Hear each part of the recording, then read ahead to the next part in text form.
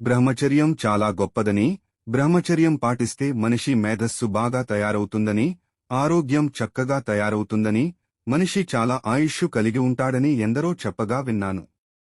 పుస్తకాలలో చదివాను. నేను ఒక పెద్ద సైంటిస్ట్ కావాలని అనుకుంటున్నాను.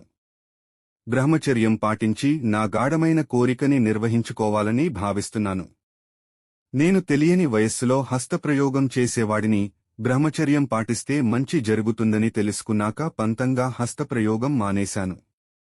అయినప్పటికీ నిద్రలో వీర్యం పోతుంది.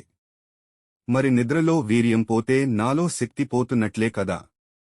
నేను బ్రహ్మచర్యం పాటించినప్పటికీ ఫలితం లేకుండా అయిపోతోంది కదా. నాకు నిద్రలో వీర్యం పోకుండా నిలబెట్టుకోవాలంటే ఏం చేయాలి? బ్రహ్మచర్యం పాటించడం వల్ల ఆయుష్ ఆరోగ్యం పెరుగుతాయని, వ్యక్తి మేధస్సు గొప్పగా తయారవుతుందని చెప్పేదాల్లో ఏమాత్రం నిజం లేదు. పూర్వకాలం వీర్యం చాలా గొప్పదని ఆడుకునేవారు. వీర్యం పోకుండా నిలబెట్టుకుంటే ఆ వీర్యం వంటబట్టి ఎంతో శక్తి చేకూరుతుందని భావించేవాళ్లు. కాని శాస్త్రీయ విజ్ఞానం పెంపొందిన తర్వాత వీర్యం విలువైంది కాదని, వీర్యం పోకుండా కాపాడుకున్నా ఏమాత్రం ఫలితం లేదని తేలిపోయింది.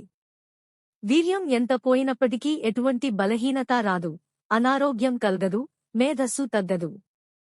సభోసలపన్నతకి వీర్యానికి ఎటువంటి సంబంధం లేదని సైన్సు నిగ్గుతేల్చి చెప్పిన సత్యం.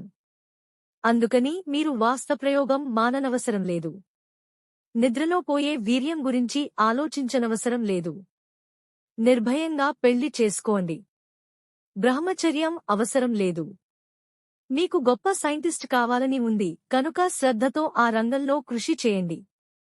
సైన్సు అవగాహన ఉన్న వ్యక్తి ప్రతిదాన్ని ఎందుకు, ఏమిటి, ఎలా అని ప్రశ్నించుకోవాలి.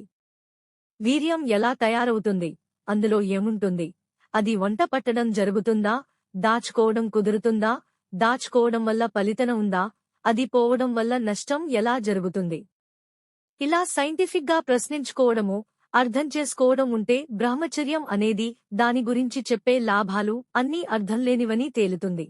మిత్రమా, నేను చేసే వీడియోస్ మీకు నచ్చితే ఒక చిన్న లైక్ కొట్టండి. నా కష్టానికి నేను మీ నుంచి ఆశించేది ఒక్క లైక్ మాత్రమే. లైక్ కొడతారని ఆశిస్తున్నాను.